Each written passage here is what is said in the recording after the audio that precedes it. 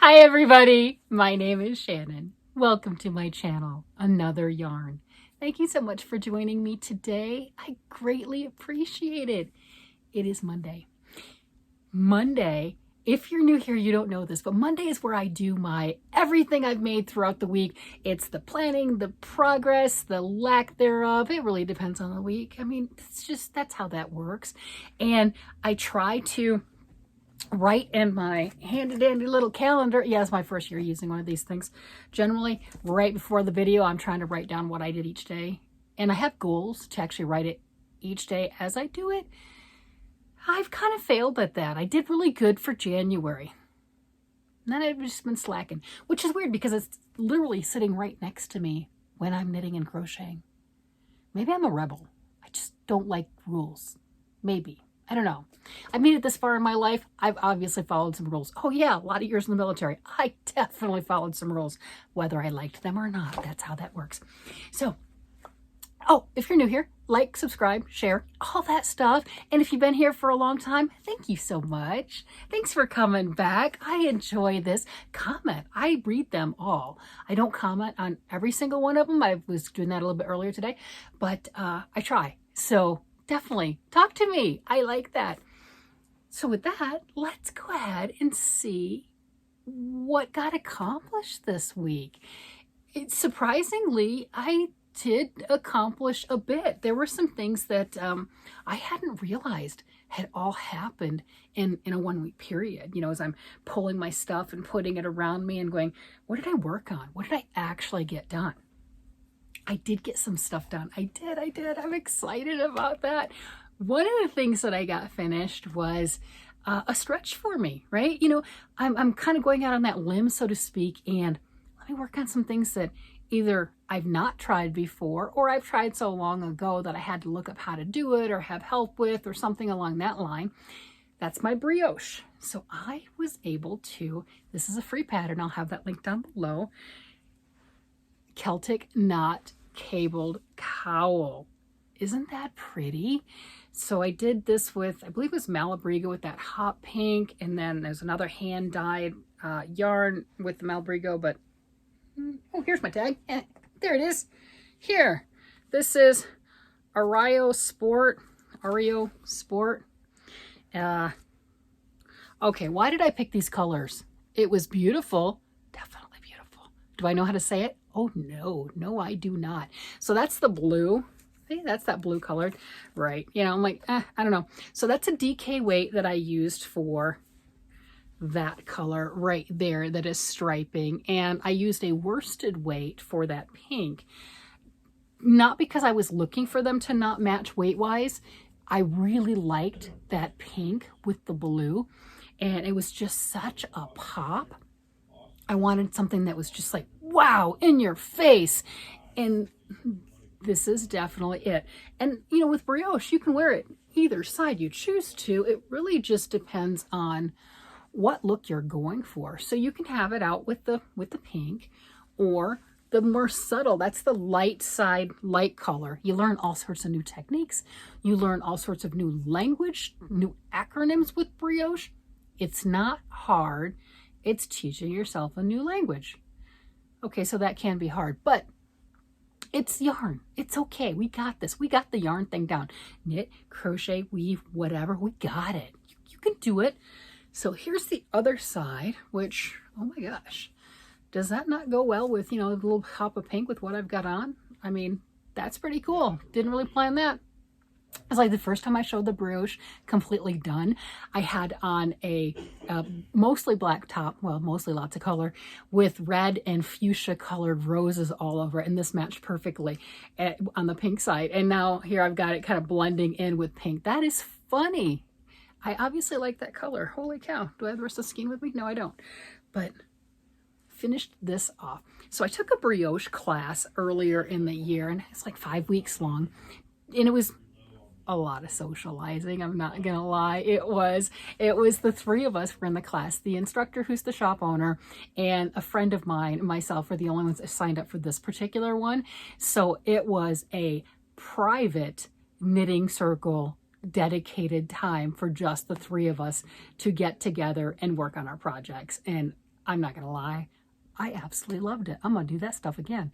You know, whether I need the class or not, I love that getting out and that social. I did need the class though. Yeah. But it was fun. It really was. And she taught me how to do the bind off, which of course I'm gonna have to learn again, you know, all the stitches for that matter. When I decide I want to do brioche again, I'm definitely going to have to look it up, but that's okay. It's something that I was able to do and say, I did it. I conquered it.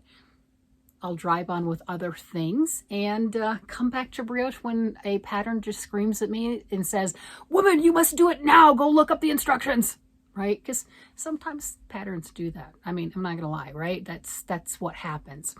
So that is my first finished project of the week. Oh my gosh. And definitely a new technique for me. I mean, there you go. The other one, it is not done in any way, shape, or form, but going along the lines of that new technique or something that I haven't done in so long that, you know, I needed some assistance with.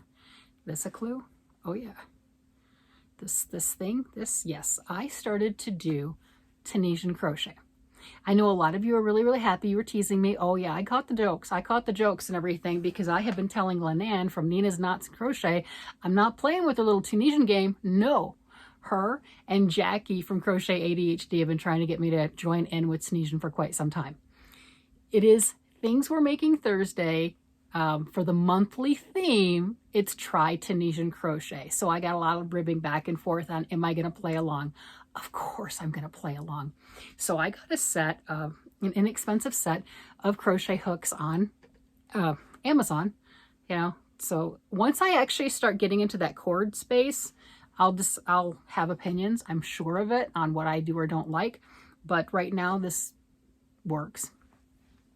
I didn't know if I wanted to continue or work on these. So I am doing this from Toni from TL Crafts. She has a wonderful video. You can purchase this pattern on Ravelry if you choose to. This is the Lamia Wrap, or you can go ahead and look on her channel, and I'll have that one linked below, the tutorial. You can watch the tutorial. That's what I did to figure out how to do the stitches. She does very, very well. The last time I really did Tunisian, well, I've done Tunisian crochet in the last, I don't know how many years, but using the long hook and everything else like that, not since I was a little girl. And I didn't know a lot of the different stitches, like the Tunisian purl and stuff like that. You know, Lynanne taught us those things on her channel on Tunisian Tuesdays, but even though I was listening to this stuff, I wasn't practicing. I'm like, okay, you're not getting me to play your game. So here I am playing the game. I'm doing it. So here's my Lamia Wrap shawl. And you know, when I showed it off on Thursday, I had to pull out quite a bit because there's every other row you're doing a yarn over. Okay, that should be easy to remember until you forget, you know, and it does make a difference. So it's so small in comparison. You know, I pulled it out and everything and fixed it, but look at the texture. Isn't that nice? That's the honeycomb stitch right here. And the majority of the body of the whole shawl is done right here in that simple stitch. Okay, I can do that. And that's what I grew up being called, just plain Afghan stitch. That's what it was called. But it's the simple stitch. And now you can do, oh, look at that. I mean, that's a nice texture. That really is. I'm enjoying this, surprisingly. Yeah, I had to admit it. Okay, fine. But I am enjoying this. It is growing, I think, quite nicely, because I think when I pulled it out, I pulled out quite a bit. So I've got a little bit of a, little wrap. I'm not sure. I think it's about 3 skeins of yarn, something along that line. I don't remember. I wasn't worried about it because I'm using a yarn that I have plenty of. This is Big Twist Fleck. This is a 85% acrylic, 10% polyamide, 5% linen yarn, 208 yards for 100 grams. And what's the washability? Machine washable, low iron, do not bleach, do not tumble dry, dry flat.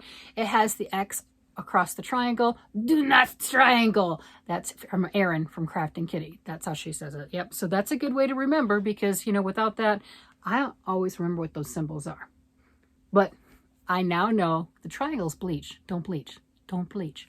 Erin taught me that in a way that I'll actually remember, right? You know, I've seen the little signs before that'll tell you what it is, and I read it and promptly forget. Yeah, promptly.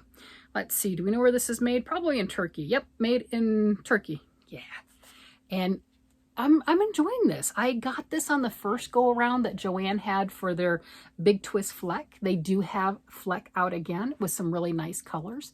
They've got a hot pink, a black with sprinkle colors in it, a light green, which is their matcha tea. They've got, you know, a bunch of different upbeat colors and stuff, but this was one of their first color runs, and I absolutely loved it.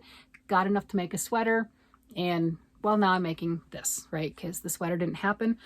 I love just the little Tweety flecks. It's not a lot. You can still see the pattern. You can still see all the texture, but it gives dimension as opposed to a solid color. I like just that like kettle dye type things, and you know, that are just watercolor, you know, not well, I like my solids too, but on something like this, I wanted that depth in it. And I thought this worked out really well, and I didn't have to go searching, because if you've been here for a while, you know it was in this corner right over here. So I just sat in my chair, grabbed it, and went, that'll work.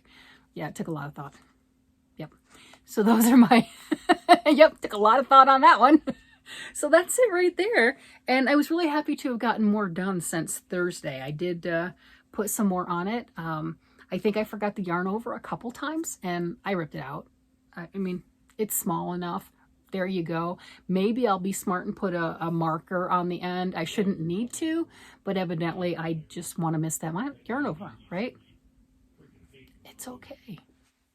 I mean, think about it. Even if I did pull it out like I did last week, you know, and pulled out some of it, it's fine. I'm still touching the yarn, and isn't that what we do? It's relaxing, it's soothing. You know, if it takes a little longer to get the project done, that's okay. It's not like it's a deadline project and I must have it done in 3 days. Nope, that's stressful. Nope, this is my crafting. This is my fun. This is my enjoyment. There is no stress. There you go. That's the way I look at it anyway. I don't know, it's just much better that way. Let's see, what else do we have? Oh, speaking of something else with deadlines. All right, I got plenty of time. Plenty of time. Okay, I did it. Okay, it's not done. It's not done. Recognize this stuff? Do you know what this is? You know what this is? You're like, yes, we know that. That's sock yarn. Yeah. What are you making? What are you making? Oh yeah, I'm making socks. I'm actually making socks. I cast on my first pair of socks this year with some mystery sock yarn. I got this at the thrift store. Neither one of them are full. You know, they started off most likely 100 gram balls of yarn. Neither one of them were full, which makes sense, but they both together will make a great pair. That's why I got them, of socks, and I just thought the colors were spectacular together.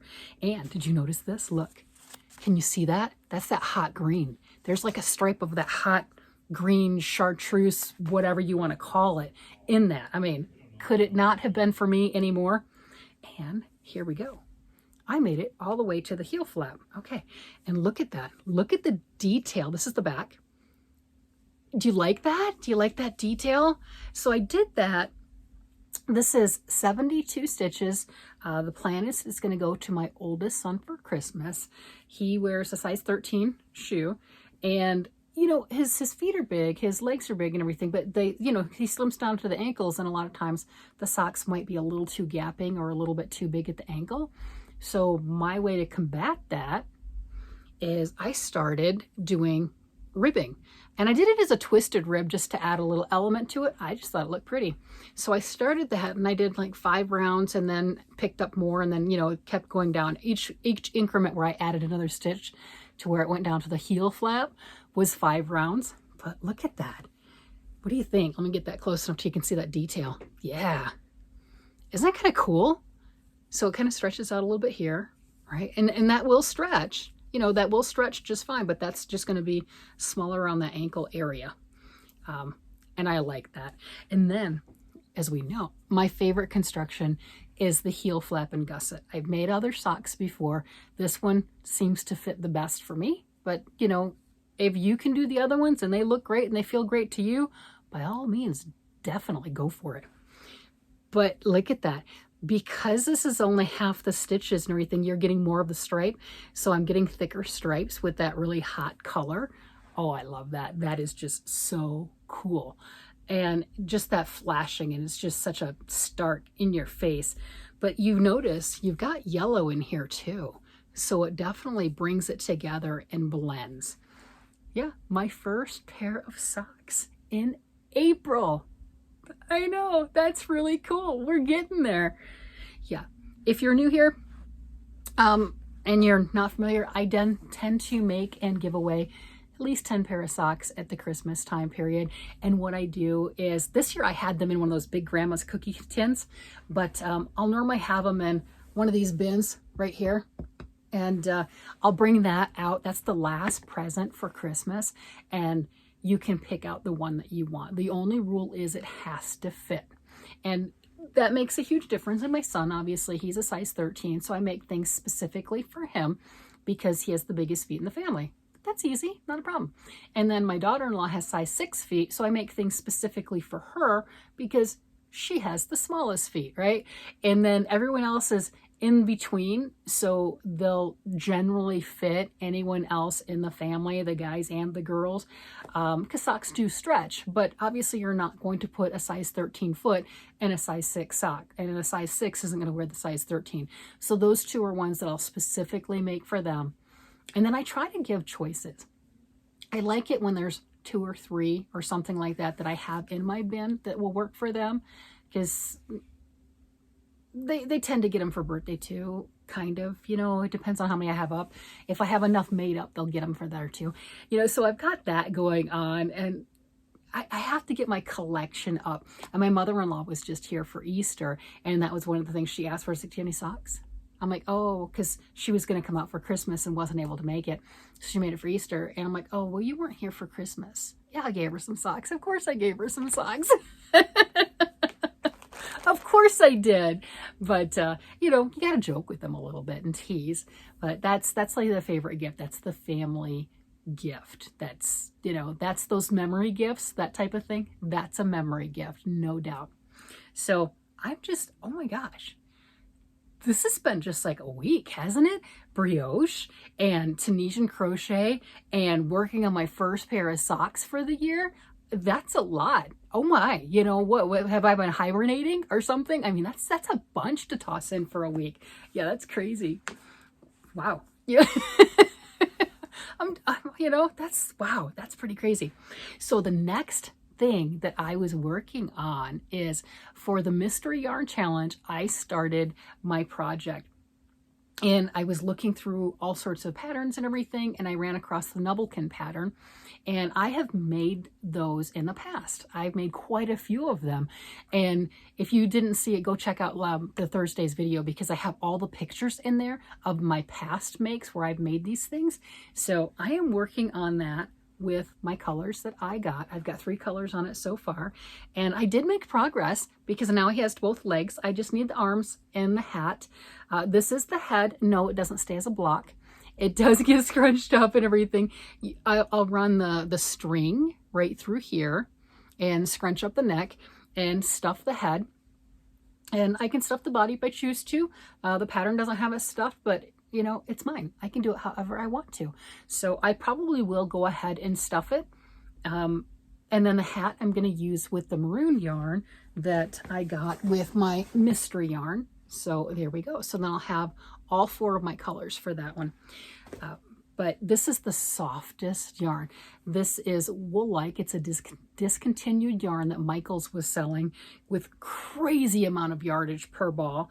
I have so much of this yarn that was gifted to me in the Mystery Yarn Challenge. If I chose to, I could make 2 sweaters. No kidding. And still not take away from it with this little guy. I had over 5,000 yards. I mean, I could do it. It's crazy. But my husband said, I can't start any more sweaters. I can't start any more sweaters until I finish his. Okay. So I worked on other things. Yeah, I did. So here's my little Knubbelchen, you know, and I love this type of thing too, because it's smaller, easier. These are such wonderful little cuddle dolls when it's done. You can dress it up however you want to. If you wanted to do embroidery and things, practicing embroidery, this is a perfect little thing. It's a small little project. It doesn't really matter. You're not going to mess it up, and you can practice those stitches and things like that. So I might do that either on the hat or the shirt or something along that line. But it is absolutely adorable. You can tie the little ends right here, and you get the little knots at the end. So I've got those. So he's coming along quite well. It really is. So I'm happy with that. I'm using size 2s on this one for my knitting needles. So moving right along. I mean, this has been so much fun working on these things. So one of the other things that I have been working on for months now, it's been months, is I am making blocks. These big, huge blocks are like 16 plus inches. I'm doing it in the worsted weight yarn, and look at this. This one is block 15. This is by the designer Anne Regourd, and she's doing 52 blocks for the year. I mean, that is just absolutely insane to me, the amount of work that she has had to go through to go ahead and do these. But here's 15. I'm using half a skein of Big Twist value yarn per block. You know, a little bit left over. Some take a little more yarn, some take a little bit less, but it's at that half. I can get 2 squares from 1 skein of the Big Twist value, and I'm thrilled with that, which is just, you know, any economy yarn, right? You know, so this is an economy acrylic, so that's working out really, really well. I lightly blocked this, and it doesn't look like I did a good job, but that's okay. So square number 15. I've been collecting every one of them. I have gotten 11 done. I just realized there are 4 of them I haven't gotten done. I do have all the patterns. I do. But I didn't start doing this at square number 1 when she first started. I forget which square it was that just like, wow, I've got to make it. Oh, wait, I think I know which one it is. I think it's this one. I think this one might have been the first one that I did, but I don't remember. I'm not really sure. You're like, what? Wait, what? I want to see that. Oh, you do, huh? This is what I'm doing with those squares, or at least some of them, since I have so many. I have 4 of these. Look at that. Oh my goodness, isn't that cool? So I'll have down below which ones these are, because I don't remember off the top of my head what number each one of these squares are, if you are interested. They were at the time free for 1 week. Now they're a paid for pattern, but she does have special sales and discounts, and you're more than welcome to go look at her stuff and decide if that's something that you want to do, or if you like the idea of putting these squares together. She's got one free every week till the end of the year. So just start collecting and then make those. Unless, of course, like I said, you want these specific squares. So I took my squares, my big, beautiful knit squares, and then I crocheted those together. I went around each square with 1 round of single crochet and then 2 rounds of double crochet. And then I did a slip stitch of them together. And to me, what do you think? Is that like a picture frame? Something along that line? And that is my blank canvas. Oh my gosh. So this blanket is destined for Camp Boggy Creek, and this is being donated. It's in Florida, Eustis, Florida, and it's going to be donated in 2025. So I'll hold on to it until they start actually collecting the blankets, but it's going to be donated to the sick kids, and 1 child will be able to take this home with them as their memento for their time frame of being at camp. And I am just so thrilled, and I love the brights, the happy, the in your face bright. And that's what I think this is. And it's so exciting to me. But I didn't want to leave it like just this, you know, like this is boring. This is not boring. Oh my gosh.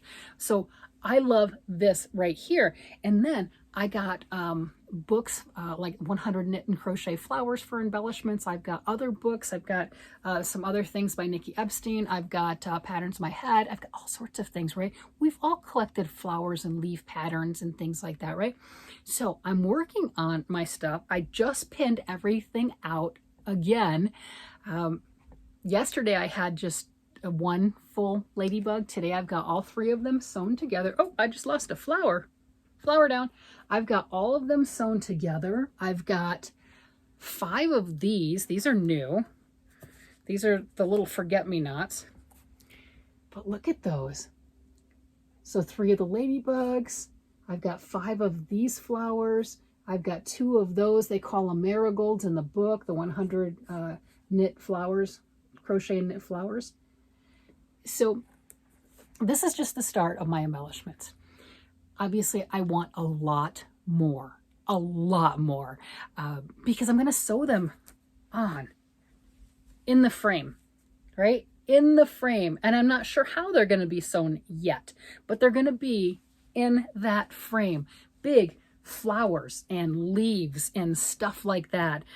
So I have to have a bunch, right? Because I don't know currently how I want to arrange them.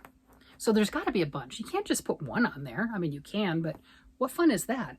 The whole thing to me is happy and bright and joyous and something that a kid would really want. So here, I would just pin that one down right there. But here I've got that leaf and the flower. And those are kind of big, which is pretty cool because the whole thing is big. But can you see it? Can you see what I'm getting at now? You know, not straight up and down, but, you know, just like that, kind of sewn over top of some of the block also, and the flower. And let's see if I can pull out one of these ladybugs without stabbing myself. I swear these are the sharpest pins. Oh my gosh, these are sharp, you know. And then I got some ladybugs. Oh my gosh, what do you think? You know, and throw the ladybugs somewhere and everything on the square, or, oh, see what I mean? See? I mean, isn't that cool? Oh, flower down. I think you get the idea. So I've got a lot more. I'm going to pick that up because that's got a pin in it, and just describe, those are really sharp pins. I have stabbed myself. Yeah, not cool. Not cool. But those are super sharp. So that's the whole idea of this is, as beautiful as each one of these squares is, I'm using this pretty much as a blank canvas to go ahead and sew on lots of embellishments. So right now this is a 40-inch square. I'll measure it again. If it's a little bit short, I will make sure that it's right, because the measurements have to be 35 to 40 inches wide and 40 to 50 inches long. So if you're doing a square, 40-inch square is your sweet spot. So I will measure to make sure.